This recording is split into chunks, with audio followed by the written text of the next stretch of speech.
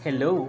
In this video, pag-uusapan natin how to save the right way with the abundance formula o yung 10-20-70.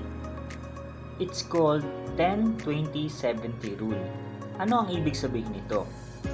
Pag kumita tayo o sumahod tayo, 10% ng ating kinikita ay ibigay natin sa tithes o yung sa church or kung saan man tayo nag-grow spiritually. Kasi naniniwala tayo na ang lahat ng blessing na meron tayo ay galing sa Kanya.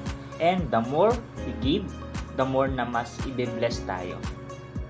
20% naman ng ating kinikita ay ilaan natin sa ating savings or investment para sa ating kinabukasan at sa ating mga future goals. Kapag kumita tayo, itabi natin yung 20% bago tayo gumastos or bayaran ang mga dapat nating bayaran. Kadalasan kasi kapag kumita tayo ay binabayaran agad natin yung mga bills natin. And ang madalas walang natitira para sa savings or investment.